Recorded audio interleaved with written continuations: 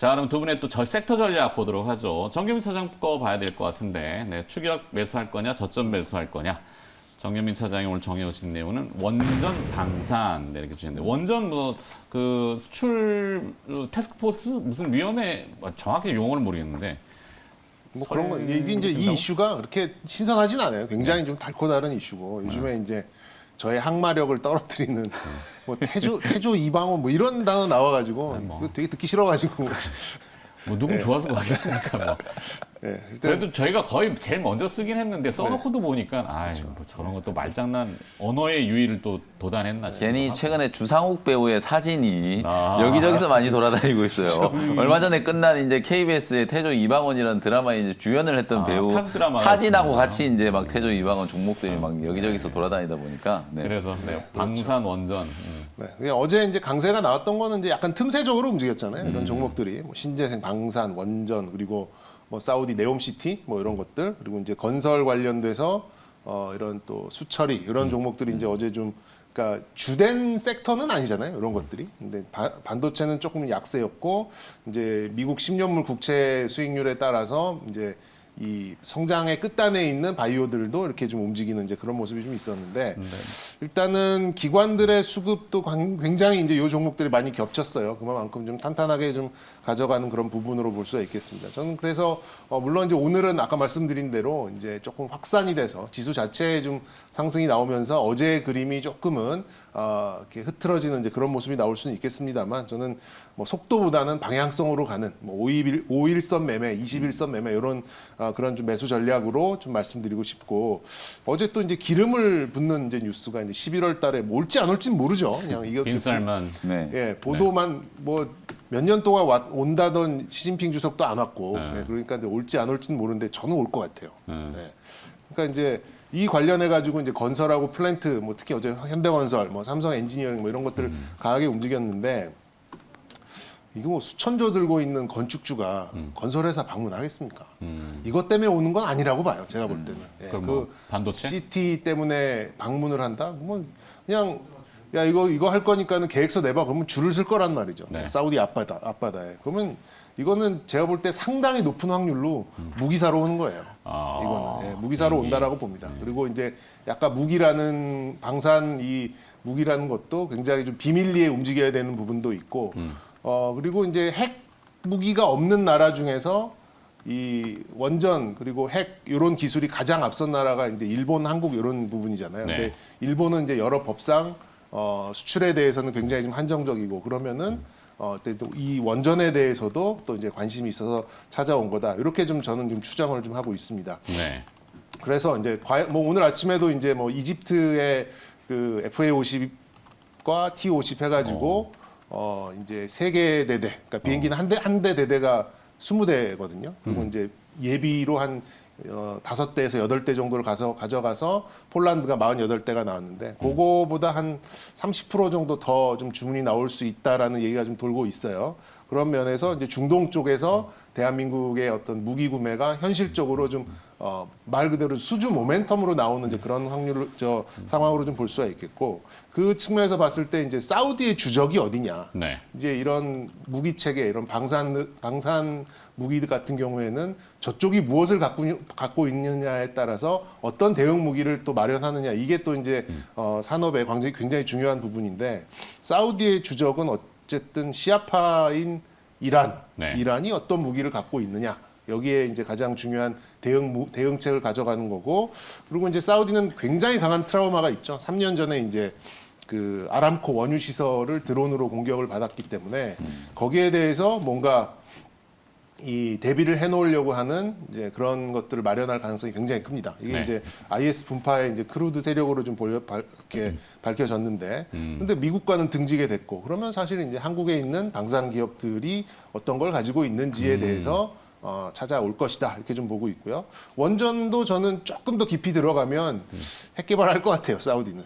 네, 이란도 있고, 쉽지 않을 텐데. 이스라엘도 있고. 미국과의 그 관계를 보면은 그럴 수도 할 수도 있어요. 있겠네요. 이제 친러로 돌았고. 네. 그래서 이 원전이라고 쓰고 핵 개발이라고 읽는다. 뭐 이제 이런 내용도 좀 많이 있는데 아무래도 좀 긴 측면에서는 이제 뭐 이 중수로를 할 수 있는 나라가 세계적으로 많지는 않고 그걸 또 이제 비밀리에 뭔가를 할 수 있는 나라는 우리나라로 볼 수 있어서 어쨌든 기인 측면에서는 이제 이런 면으로도 볼 수 있겠다. 그래서 그리고 이 사막 같은 경우, 그러니까 폴란드도 전차 600대면은 굉장히 많은 거잖아요. 대한민국이 1,700대 정도 가지고 있는데 사실 3세대 전차는 그렇게 많지는 않거든요. 네. 근데 이제 개활지잖아요. 그런 데는. 그러니까 막 모래밭인데 뭐. 그렇죠. 그러니까 산 이런 게 없잖아요. 그러니까 전차가 굉장히 많이 필요합니다. 그런 쪽에선.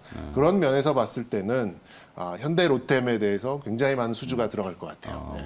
그럴 것 같고. 그럼 어떻게 정경민 차장발 단독 이렇게 낼까요? 그건 아니고. 빈쌀만 비행기 사러 한국 온다 이렇게. 어때요? 그래서 현대 로템의 전차 K2 전차에 대해서 관심이 굉장히 높다라는 후문이 있어서 이게 계속해서 좀 이제 심리적으로 좀 부각이 될 것 같고. 카이가 아니라 오히려? 카이는 좀 쉬어도 돼요. 이제 왜요? 조금 잠깐 쉬어도 될 것 같고.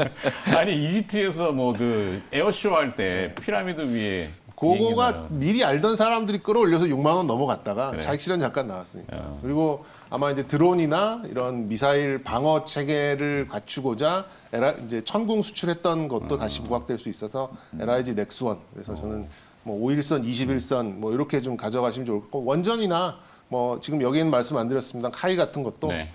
하여튼 방사는 지금 무조건 좋은 그런 국면이다라고 보시면 될 것 같습니다. 그러니까 카이로 지금 붙여가지고 계속 제가 이 코난 테크놀로지라고 하는 그 AI 기업을 들여다보고 있는데 무겁긴 해요. 주가도 잘 안 움직이고 어제 좀 다시 한번 했는데 관심 결론은 네. 그 돈 많은 건축주가 찾아올 리는 없다. 그렇게 그렇지. 좀 아시면 될 것 같고 무기 사러 온다 이렇게 맞아요. 보시면 될 것 같아요. 진짜 어제 하루 종일 이 빈쌀만 오는 거를 거의 시장의 모든 전문가들, 뭐 저도 마찬가지고 원전과 연결을 그 시켰는데. 네옴시티, 원전 그렇죠. 이런 쪽만 야, 생각을 이거를 했지. 진짜 밀리터리 이런 이제 어. 방산과 연결을 시키는 해석은 정말 좀 창의성이 좋죠. 진짜 네. 참신한 게 아닌가. 네. 존경의 저희- 박수를 오늘 드리고 싶습니다. 그렇죠. 맞으면 대박, 이거 틀리면 욕을 이제. 근데 상당히 지금 저는 이제 그 전투기 부대가 한 부대 대대가 이제 20대 전투기가 네. 있다는 것도 오늘 처음 알았어요. 그런 어떤 전문적인 어떤 지식들을 얘기를 하시면서 이제 얘기를 하시니까 일단 상당히 좀 설득력이 있어요. 논리의 근거가 있잖아요. 네. 맞고 틀리고는 차후의 문제고 맞을 겁니다. 시청하시는 분들은 근거가 명확하다면은 설득을 같이 공감하는 거니까 저희 코너가 지향하는 바고. 네.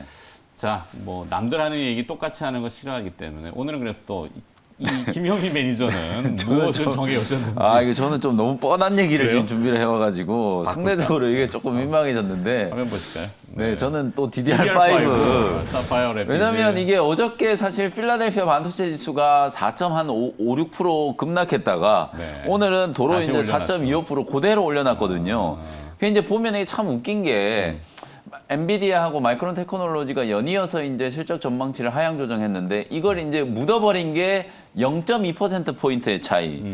CPI 지표가 이제 예상치가 8.7이었는데 8.5가 나왔잖아요. 근데 이거는 저는 나름대로 좀 의미가 있는 게 지난 5월 달에 CPI가 8.6이었어요. 요때도 예상치보다 더 높게 나왔죠. 6월 달에도 이제 CPI 지표가 9.1이었는데 이것도 시장 예상치를 훌쩍 좀 뛰어넘었죠.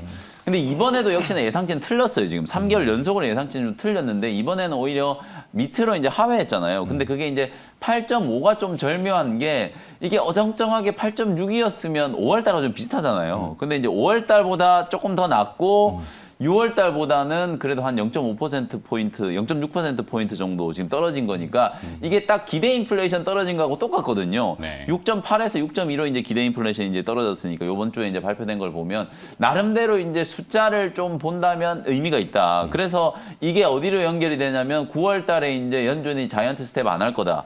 자이언트 스텝 가능성이 70% 넘어갔다가 오늘 밤에 보니까 이제 한 30 몇 프로 되더라고요. 네. 그 정도로 이제 자이언트 스텝 가능성이 좀 낮아졌고 그러면 경기 침체에 대한 우려가 좀 해소되겠구나. 그러면서 반도체 종목들이 지금 살아났거든요. 그러니까 논리적으로 따져보면 정말 이 숫자 이제 몇 퍼센트 포인트 때문에 반도체 관련된 종목들이 지금 급등락을 했다라고 이제 보고 사실 업황에 대한 이제 이슈는 분명히 어제 장중에 좀 나왔다라고 보거든요. 어저께 이제 장중에 나온 뉴스가 인텔이 사파이어 래피드 이제 드디어 공개한다. 이게 미뤄지고 1년이 넘게 지금 지연이 됐다가 9월 달에 인텔의 이제 개발자 회의를 할 때 차세대 이제 CPU 사파이어 래피드를 이제 공개를 한다라는 걸 어저께 이제 보도가 좀 된 상태거든요.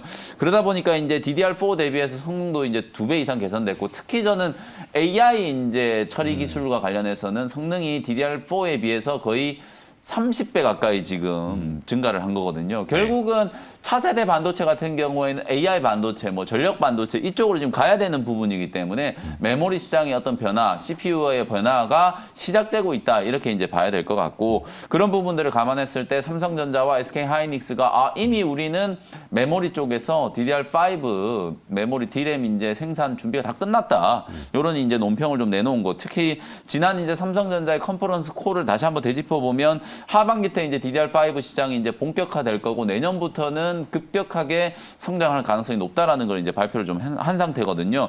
그러면 이제 올해 PC 부분이 이제 사파이어 레피즈 이제 교체가 좀 되고 내년에는 이제 서버 D램까지도 이제 DDR5 이제 교체가 좀 된다면 7월 달에 이제 급락했던 D램 가격도 서서히 이제 조금 바닥을 좀 만들고 업황에 대한 리스크도 좀 완화될 수 있는 모멘텀으로 좀 작용할 수 있지 않을까. 최근에 지수가 꽤나 반등을 했는데도 불구하고 IT 반도체 종목들은 철저하게 이제 시장 반등이 좀 소외됐기 때문에 적어도 오늘은 기술적인 반등 정도는 좀 가능하지 않겠는가. 네. 뭐 그런 측면에서 관련된 종목들을 한번 말씀드려보고 싶고요. 아비코 전자를 뭐 가장 대표적으로 좀 말씀 좀 드려야 될 것 같아요. 어저께 눈에 띄는 종목 중에 거의 유일하게 IT 종목 중에 상승한 종목이거든요. 거의 대부분 다 하락했는데 이 종목만 딱 양봉 만들면서 상승 전환하는 걸 보니까 이게 DDR5 이슈구나. 요게 이제 아비코 전자를 보면서 이제 좀 느꼈고요. 그 다음에 이제 기판, 차세대 기판 관련해서는 대덕전자라든지 좀 중성주 중에 이제 역시나 기판 TLB 쪽, TLB 이쪽 종목 좀 보시면 될 것 같고 소재 종목 중에서는 뭐 단연 뭐 동진세미캠, DDR5가 됐건 뭐가 됐건 간에 동진세미캠은 잘 나갈 수밖에 없다. 뭐 이런 측면에서 네 종목을 한번 관련주로 소개를 좀 해드려 보겠습니다. 선택을 하신다면 픽을 하면 저는 뭐 단연 아비코전자, 이 아비코전자가 이미 DDR5 수혜주로 좀 많이 알려져 있는 것도 있고요. 뭐 파워 인덕터라든지 이런 이제 매출 품목뿐만 아니라 아비코테크라고 하는 자회사가 패키지 기판 쪽에서 상당히 지금 좋은 실적을 좀 내고 있는 상황이기 때문에 네. 아비코전자도 2분기 때 어닝 서프라이즈가 나왔거든요. 그런데도 불구하고 주가가 이렇게 좀 지지부진하게 움직이고 있는 상태니까 오늘 정도는 아비코전자를 한번 보셔도 되지 않을까. 11,600원 근처에서 접근하는 전략으로 한번 관심주로 한번 고려를 해보시면 되겠습니다. 좋습니다. 좀 전에 나왔습니다만 동진 세미캠 얼마 전에 폭탄 맞아가지고 뭐 이렇게 거꾸로 가버리나. 네. 뭐 동진세미캠은 사상 최대의 실적인데 주가는 거꾸로 가요. 실적 발표를 잘못했잖아요. 5기표에 대한 논란도 좀 있었고 이게 좀 안 될 종목 이런 식으로도 꼬인다 싶은 생각이 좀 드는데 동진세미캠은 회사가 IR을 안 해요. IR을 안 하니까 정보가 제한적이라서 하여튼 뭐 그렇습니다. 네. 아비코전자. 네. 현대로템.